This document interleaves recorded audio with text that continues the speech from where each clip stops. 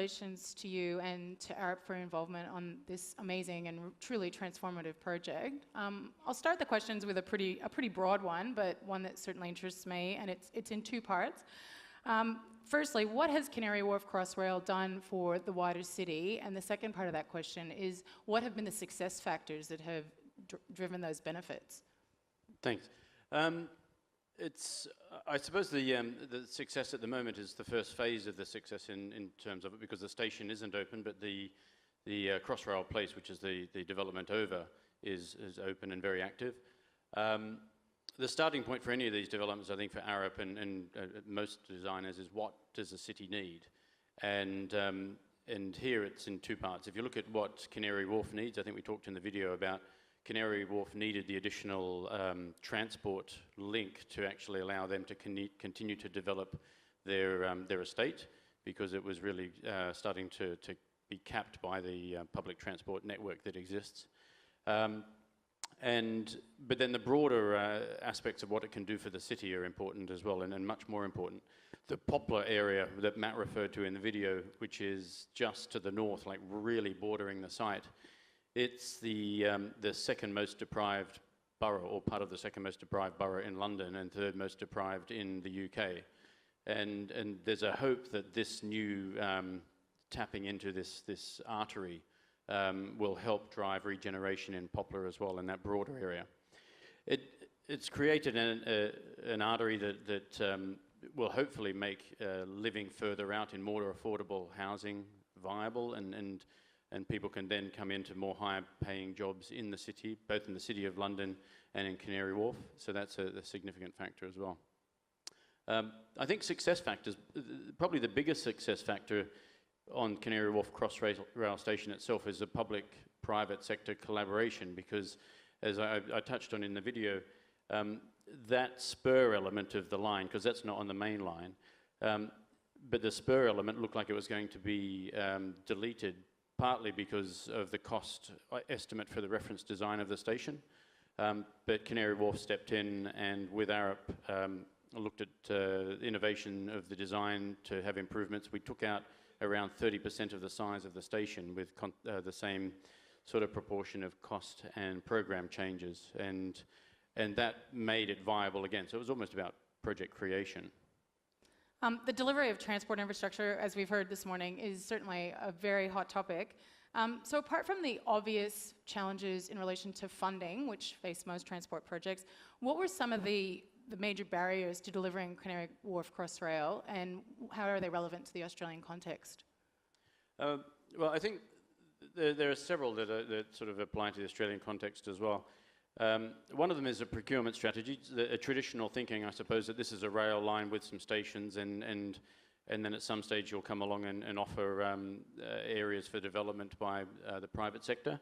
So, and actually the majority of the over-station developments in Canary Wharf, in Crossrail, are still that traditional model where they're building the station and having a capped off, say, crash deck level, and then offering that to developers to build upon. I think with Canary Wharf Crossrail Station, it was one of those great examples where you have an integrated design of the whole building, so you maximize the ability to create something that stitches into the city, that you have an integrated design, you have a much better customer experience for the people that are using the train system and the rail station, but you're having a much better customer experience for everybody else that are using the other purposes of those buildings over, the retail, the residential, etc. So I think that broader thinking of partnering private sector and public sector at the very outset of these projects is key. I think another factor that was done quite well in Crossrail was community engagement, and because there is a huge amount of public investment in these projects, and there's quite a lot of disruption to daily life in the city, so people need to be brought on that journey of what those benefits are going to be. And I think in Crossrail they had some very good programs where the contractors on the various elements of the projects also had investment into the communities, into the schools, into programs that would have resources, time and money invested into those communities as well, which engenders goodwill. So I think that's another aspect to it. Great. We might cross to an audience question. There's a couple coming through. We knew this, this session would drive some interest. What blend of public and private funding was used to fund Canary Wharf for the wider Crossrail link, and are there any lessons for Australian cities?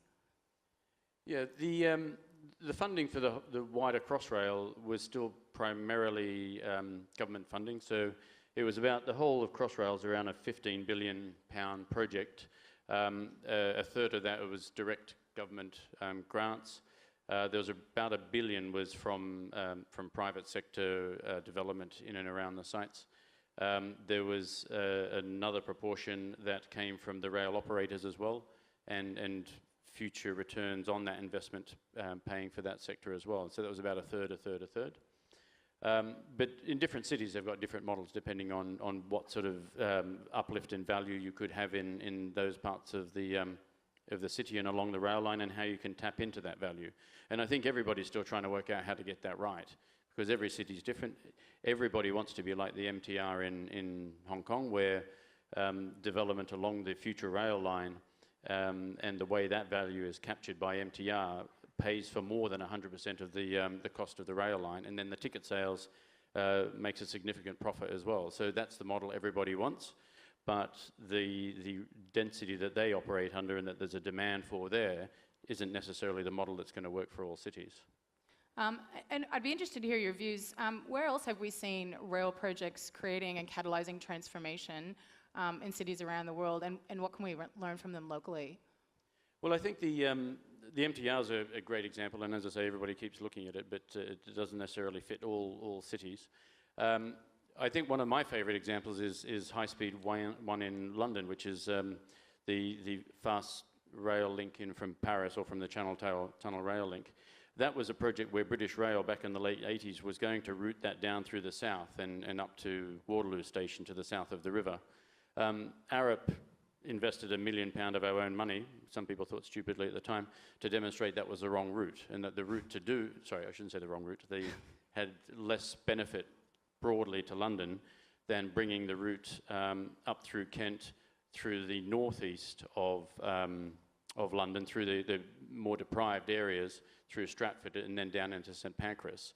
So that was something, and then creating a whole new city out at Stratford, and that was a fantastic concept in terms of achieving that.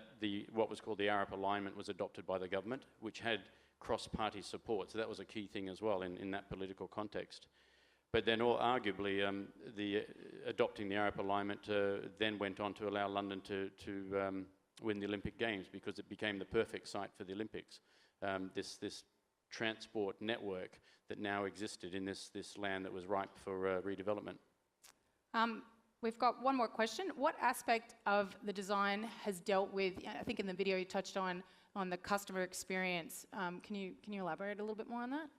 Well, I think looking at integrated developments where you have the opportunity to get private and public sector collaboration, early design and being able to create something that is a very high quality design, and I think that was achieved at Canary Wharf. Foster and Partners and Arup worked very closely to create something that really is a destination in its own right, so people can, and that's how it's operating now, because the train station, it doesn't start operating until 2018. So it's become almost sort of a tourist attraction because of the quality of the design. It's lifted I suppose the cultural image of Canary Wharf, which is always seen as a bit of a sterile, purely commercial area and a bit of a ghost town on the weekend. So that has a benefit as well in terms of raising the profile. I think overall these developments as well, there's a very positive impact in the whole city that something is getting done about infrastructure. And I've been outside of Australia working for Arup for 19 years now, and coming back to Sydney, I think that's something I feel, that in Australia this very positive impact on the confidence of people in the city and across industry, especially ours, that something is being done and that the opportunities are there. Fantastic.